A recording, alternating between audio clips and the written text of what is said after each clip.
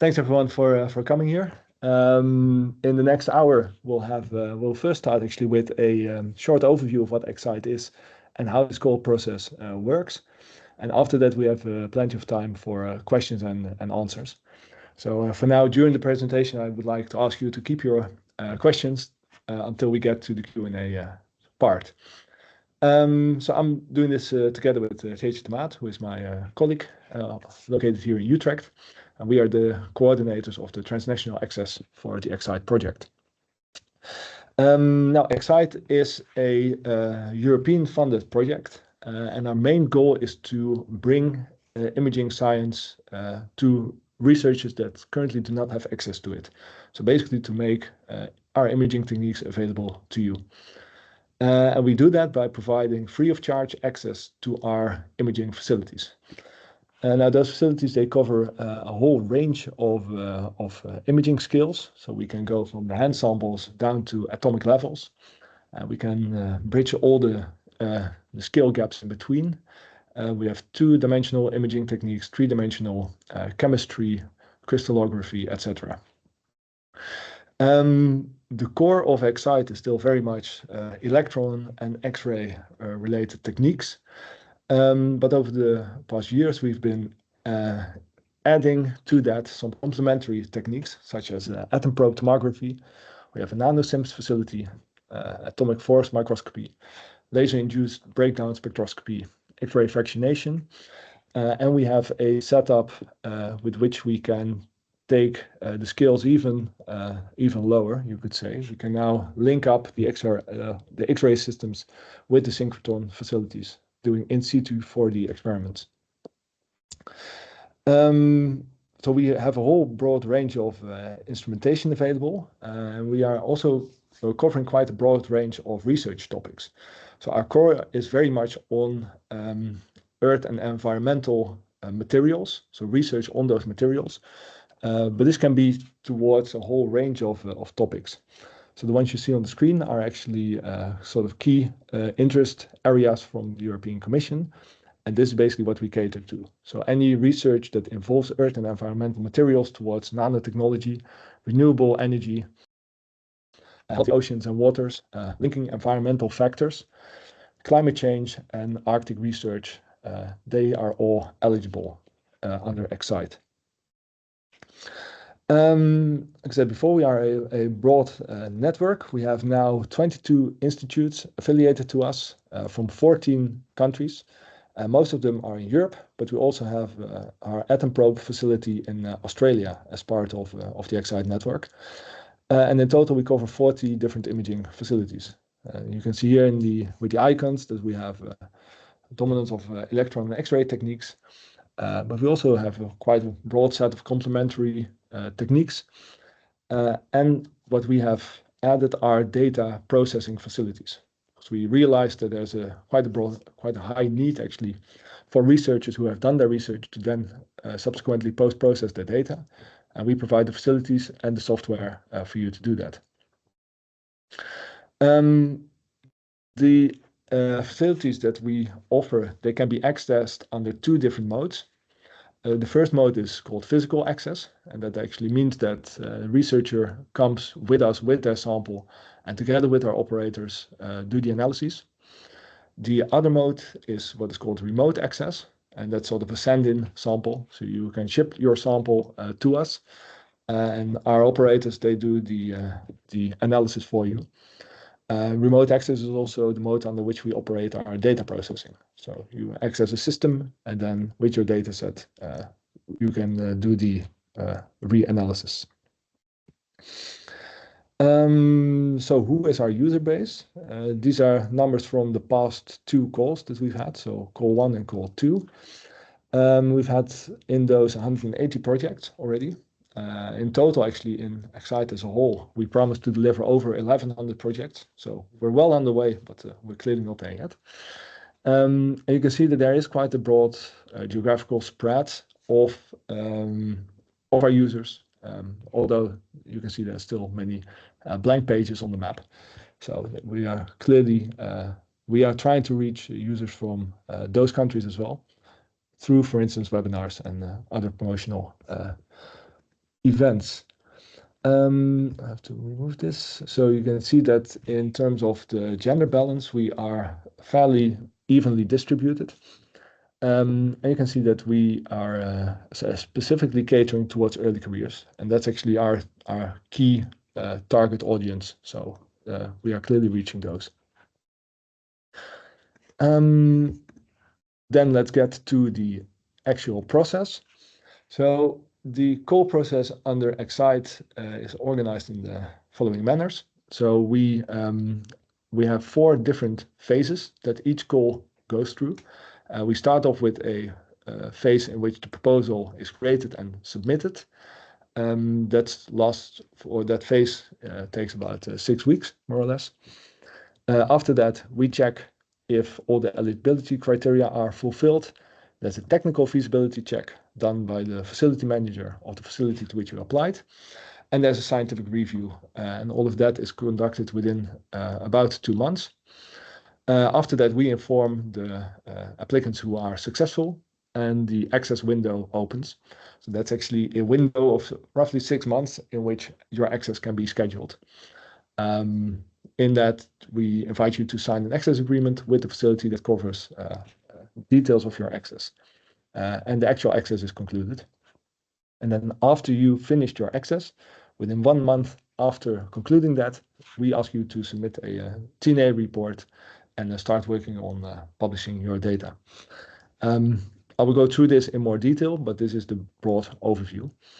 A few things already to keep in mind is that what the type of proposals and the type of research that we cater to here is really short-term, sort of new ideas, greenfield type of research. It's on average, it's a fairly short duration, so about 3 to 5 days of instrument time, I would say on average, is what we offer. We research on earth and environmental materials. So if you are, for instance, interested in biological tissues or whatnot, there are other organizations that do that. We can point you to those as well. We are limited by the European Commission to have a maximum of 20% of researchers from outside the EU and affiliated countries in each call. So our calls are open for everyone to apply, but we have to eventually limit ourselves to 20% of non-EU users who are granted access. The last point that I also want to make is that all the access is free of charge. So we do not only cover the cost for instrument time, but also for travel, sustenance, and accommodation. Right, let's dive into all the different phases. So we start off with the proposal submission phase. We've cut it up into 2 parts. So the first part is that we ask everyone to contact the facility to which they intend to apply. For that, we've created a contact form, which is a simple 1-page document, which has information on the scientific objectives that you have, details about the samples that you want to analyze, and if you already know, the acquisition and the analytical methods that you would like to apply. And the reason why we ask everyone to contact the facility is because we've seen that this is a very important step in sort of steering the expectation of the applicants. So understanding which techniques are best used to solve your research question, if that is actually possible at the facility where you want to apply. So in general, like the scope of the research that you want to do. We've also observed that there's then a better match subsequently between the facility and the project, with having this contact soon in the process. And we've seen an improvement in the proposal quality. So we see this back in the review results. So overall, this seems to be improving the process. We have put a deadline for contacting the facility, which is 2 weeks prior to the closure of the call. I'll get back to that in my last slide when I list the entire timeline of the call, but this is an important one to already keep in mind. Now, after you've contacted the facility and discussed your idea and the type of instrumentation that you want to use, we then ask you to submit a full proposal, which consists about 2 pages of actual text, of actual information. It's also steered by a template that you can download from our website. And this proposal has to be submitted before the call closes. So how our submission process works, you have to go to our website. So the link is located here in the top. The call will open tomorrow. So currently this button with apply here is inactive. This will become inactive and orange by tomorrow. When you click through there, you're actually guided towards our online platform through which we run all the applications and the access process, which is called FAST. It's our facility access system. And by clicking on this button, you get redirected to the call page. And this call page has information about the eligibility criteria, the timeline, any additional rules. It also has all the templates, so for the proposal, the contact forms. It has a list of keywords. That's actually a very important one. We ask everyone to assign keywords to their proposal from a controlled list, and we use that to then match your proposal with the reviewers. So it's important to use that list and only use words from that list. So on this page, you can also find information about the facilities. So if you scroll down, you see the pane here on the right-hand side, which has an overview of all the instrumentation, any specifics, software that is available at the facility, etc. You can use that to also decide where you want to go, right? So you can use this overview to search for the types of instrument that you want to do, or a specific facility that you're interested in. Then once you've contacted the facility and drafted the proposal, you can apply, as is shown here. And for that, you first have to create an account, and you're guided through the steps. And then you have to fill in the necessary information, and you can apply on the FAST platform. If you do run into difficulties with this system, you can contact us. But we also have quite a good FAQ section in which a lot of information is actually already available, and all the steps in applying are lined out there as well. So once you have submitted your proposal, we run through a couple of checks. The first one is the eligibility check, in which we see if your proposal is actually eligible. For that, we check if you fulfill the transnational access rule. That means that you have to apply to a facility that is located in a different country than the country that you are working in. We also check that you ticked off the boxes that you are able to disseminate your results in compliance with our data policy, that you have actually contacted the facility manager of the facility prior to submission. And another important one is that you do not work on any human or biological tissue, and which does not fall under the scope of Excite. Now, if you've passed those checks, then we actually move your proposal forward to the facility managers, and they assess the technical feasibility of the proposal. So can the work that you want to do actually be done at the facility? And this is also why it's so important to contact the facility beforehand, because that usually takes care of most of these criteria and most of these questions. Then if the technical feasibility is passed, we move those ones on to scientific review. And for that, we have a panel of external experts that review your proposals on the criteria of scientific excellence. They check the suitability of the methodology, the innovativeness and timeliness of the proposed research, the scientific significance of the expected outcomes, and also the style of writing and structure. Then, if all of that is positive, then we can inform the successful applicants that they have been granted access. And then from the moment the access window opens, you are invited to sign what we call an access agreement. And that's actually a document that stipulates the specifics and details of your access. This concerns the mode of access, how many access units you've been granted, anything on co-authorship or acknowledgements, compliant with the facility regulations, financial reimbursement of the user, intellectual property rights, data management, and any confidentiality issues. We mainly do this partly because it's mandated by the European Commission, but also partly because it's prudent and good action to make sure that these things are discussed and agreed upon before you actually start doing the access. After you have concluded your access, we ask you to submit a very short report. It's actually more of a paragraph on the work that you have carried out. And we ask you to complete a user survey within 1 month after the access is concluded. We also ask you to acknowledge Excite in any of the forthcoming publications that you make, and that you ensure that any data resulting from this access is published openly in a repository, where the maximum moratorium period can vary between about 6 months to 2 years after concluding the access.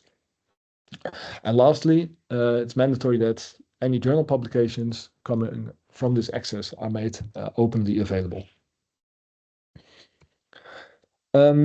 So you can already see that we are strongly gearing towards opening up research data, which is collectively gathered under our open science approach. Most of the documentation that we generate in the project eventually becomes available on Zenodo. Any software code we make available on GitHub, and any other scientific publications that we make are available on either preprint servers or Zenodo. What I would like to highlight here is the process of your TNA research data.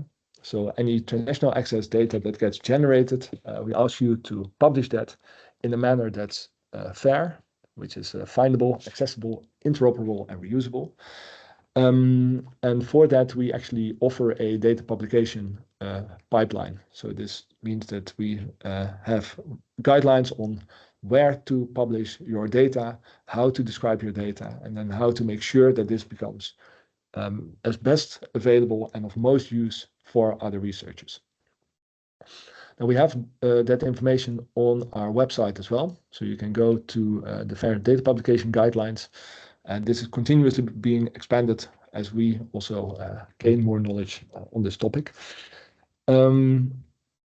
We also collect a lot more other knowledge and experience in Excite2, and we are making that available on our Academy Hub.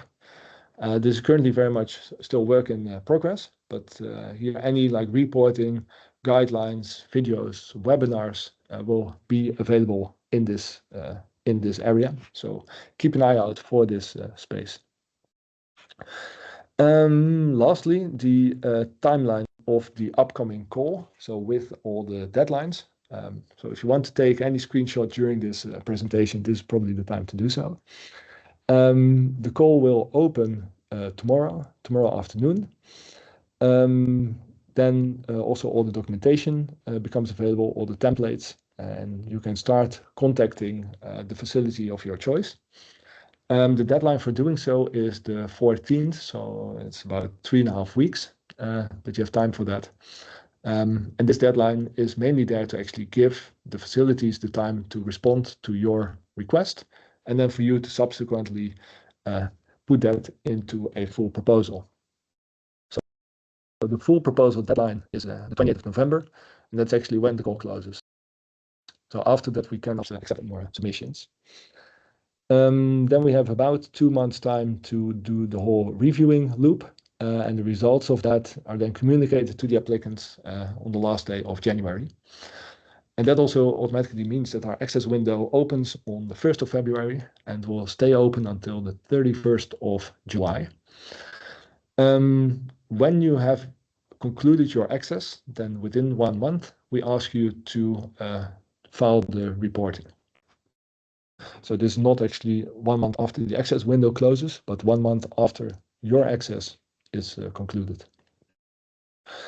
That brings me to the end of this part. So in general, if you have any questions, ideas, or comments, you can email us on info@excitenetwork.eu, But because this webinar is specifically dedicated to TNA and to your questions, I would now like to open up the floor for any questions that you may have. Thank you. Sorry. Thank you, Richard, for this very clear presentation. I would say. I hope so for you as well. So please raise your hand if you would like to ask your question, and I will give you the floor, or you can also always put your questions in the chat or the Q&A tools in this webinar.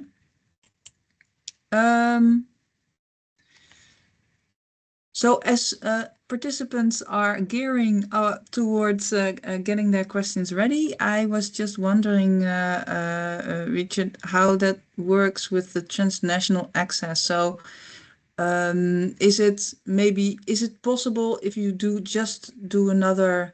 your access at a different institute? Is that possible? Or so how does it work? It's really a different country, or are there rules about how far this other country has to be, or just the neighbor? Yes, the rules are really about transnational access. So it has to be any other country apart from the one that you are working in. So unfortunately, you cannot apply to your neighboring institute or a facility or your own facility. It's really aimed at bringing researchers and bringing research ideas in contact with other facilities in other countries. So the transnational access is or the transnational rule is actually a hard rule that we have to adhere to. Yeah. Okay, but it's okay, very clear. There are some questions here. So do we know a success rate? So people are really dying to know about success rates. Yes, I actually should have mentioned that. So I'm looking at Geertje. I think we have about 85 or 90%. 85 to 90% success rate. Yes. Yeah. That includes also the ones that were not eligible because they were not transnational, for example. Yeah. Yeah, I think from the ones that pass on to the review process, about 90% go through. And that's what is maybe different from how this is organized compared to other funding mechanisms, that we actually try to have as much access and grant access to as many people as we can. So that's the difference. So that's also why we instated this initial contact with the facility, because we've seen that it improves the quality of the proposals, and it improves the chance that they get reviewed positively. So but on average, about 90% of the proposals that are submitted are actually granted. Yeah, and that's a really high percentage. Yes, indeed. So is it possible to apply to more than one institute? Yes. Yeah. I'm looking at Geertje. I think we currently allow 2 institutes. Yes. And keep in mind there that you contact both facility managers ideally at the same time, so they're also aware of this. What we do not want is that you apply for the same equipment in 2 different institutes. So it should be complementary access. So for example, you do the FIB-SEM work in one institute and then the TEM work at another one. So unless it's part of the study, we don't want you to apply to microprobe in 2 different institutes, for example. Yeah. Yeah. But indeed, it is possible to create more complex projects that involve different analytical techniques, even at different analytical facilities. Yeah. So indeed, it's currently limited to 2 different facilities. Because those projects are by nature more complex, it's best actually that when you then contact the facilities, to contact them in one email, so that both of them are aware of what you are asking. Yeah. Okay, so because I can understand that a person would do that, maybe, applying to 2 different institutes to increase their chances, right? But it's not how well. we keep a lookout for all of the keep an overview of all the applications. So if you are really into one technique, we will make sure that there will be the best match, that we will help you find the best match. It's of course allowed to say, to contact 2 facility managers at the same time to say, hey, I want to do this microprobe project, which of the 2 should I go to? But when you apply, you should only include the one that you want to go to, because otherwise it's more work for the facility managers to assess a proposal that might not even go to them. So that's why initially you can contact the facilities, say what you want to analyze. There's the proposal or the first contact form on the website that has a couple guidance questions on what kind of samples you want to look at, for example. So the facility you contact gets the most information needed. And that's in that phase, you should decide what facility you eventually apply to. Yeah, that's indeed a very good point. You are free to inquire information from multiple facilities and then to work out which is the best one for your research to apply to. Yeah. Okay.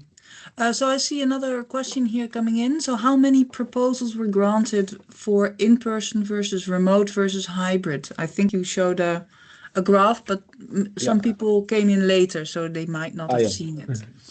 So I think that's about 2/3 is physical. 2/3 is physical. Again, one thing to mention here is that a proposal always states what their preferred mode of access is in the proposal. And then eventually with the facility, it's decided what the mode of access is going to be.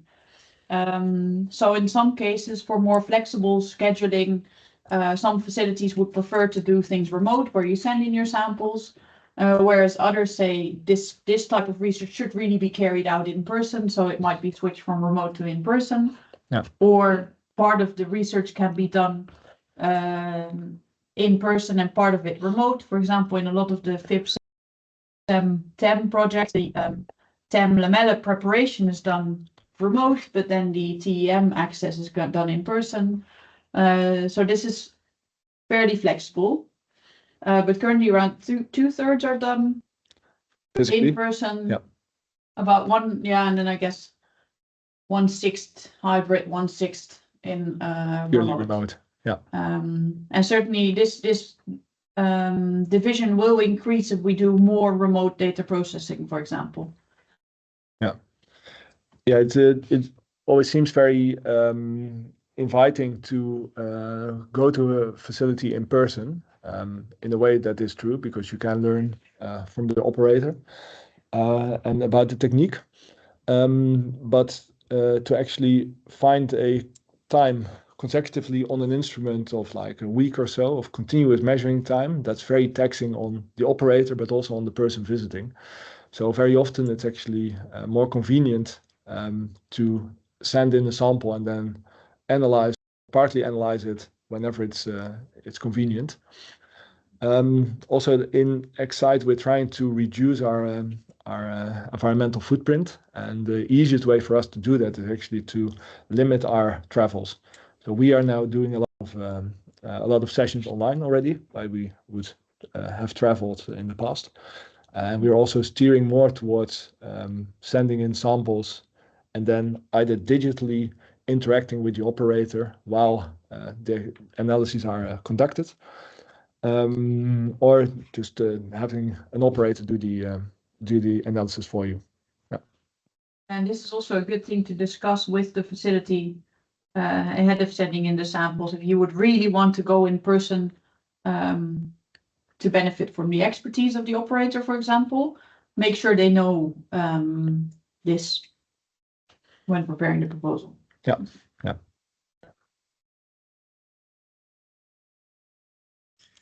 Okay, I think it also can, will you also be looking at how far a person has to travel? Is that also, because of course you were talking about the environmental footprint, is that really also a factor, or is it also that you would look at the requirements? Yeah. It really depends on the preference on the project. It's the tricky. There's a trade-off here, because we also prioritize users that don't have similar infrastructure in their country.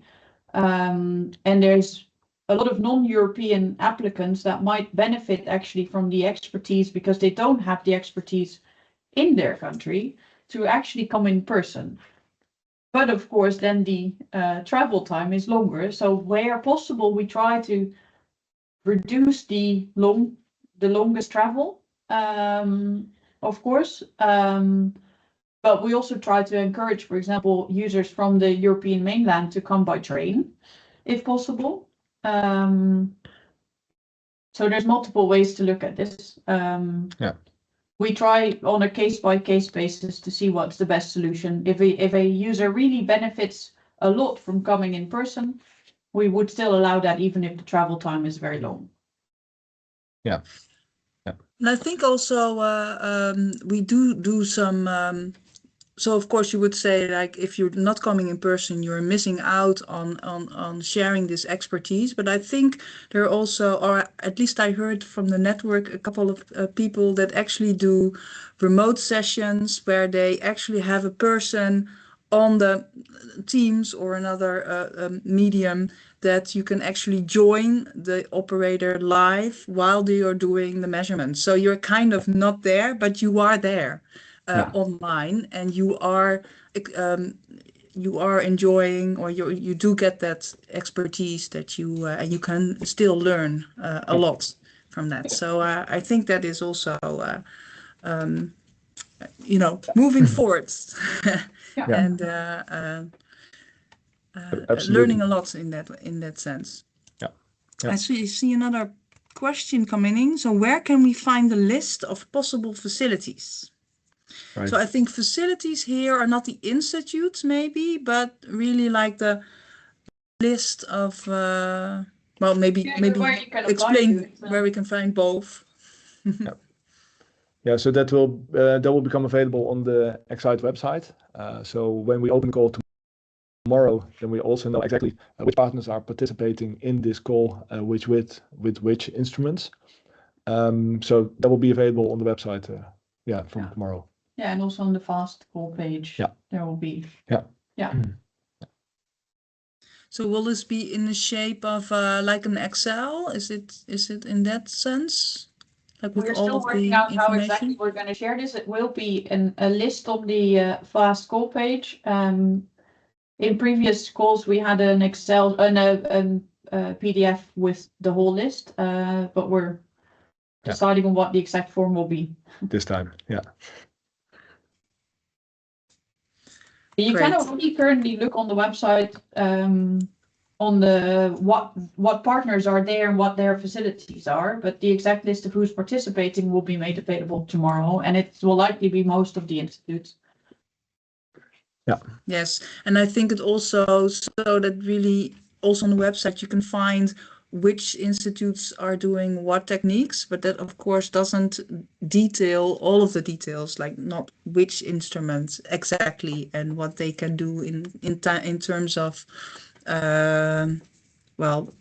resolution, etc. So that's kind of detailed, very detailed information, because it's a lot of information of a lot of facilities.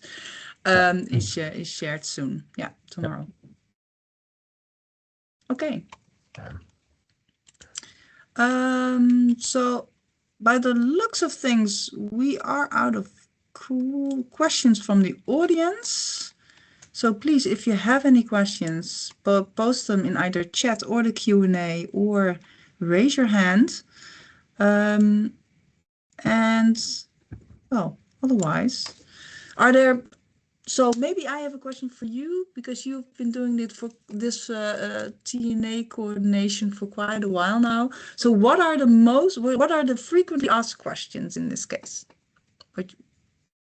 It's a good one. I think we actually covered quite a few. So the one that always comes up is about the transnational criteria. So that you have to apply to a facility in a different country. That one always comes back. Let's see, what else do we often get? Someone asking a question? Someone is typing at least. Yeah, I'm muting this person. for a moment. So yes, if you have a question, please raise your hand and I will give you the floor. Yeah, but yeah, the transnational one about applying to different facilities is one that we get quite often, and indeed about travel. So and the physical versus remote mode. I think for that one, it might also sometimes seem really nice to travel to a place, but if you have to spend a day in the plane to be somewhere for 3 days, then that's quite a jet lag involved often, and yeah, it's a taxing journey as well. So yeah, it's we offer physical access obviously because there are certain benefits, and sometimes it's absolutely necessary to be with an operator in the same room to on the fly detail your regions of interests and work on the analytics. And sometimes it just works better to do everything remotely. Yes. And if anyone has any questions or is uncertain about something, the email address is always open for questions. Yeah. Don't think your question is stupid, just ask it, because we're here to help. Yeah, as we said already before, our goal is really to open up our installations and our expertise and techniques to as many people as we can. So we're also really aiming at helping people submit the best possible proposal, and then subsequently getting those reviewed positively. Indeed, because if everybody gets access or gains access to advanced equipment, of course we together will help the whole field move forward. Yeah. So I think that is one of the wonderful goals that we have as a Excite network. Okay, so thank you very much for attending this webinar today. We hope to all see all of your proposals coming in the next couple of weeks. Keep your eye out on the website for all of the information, and indeed, if you have questions, just drop a line, send us an email via the info@excite-network.eu in email. So thank you very much. Thank you. You will also get the recording of this webinar, and as I said, it will be available on the website, so you can watch it back and always ask your questions. So thank you very much, and have a great day. Thank you. Thank you. See you around.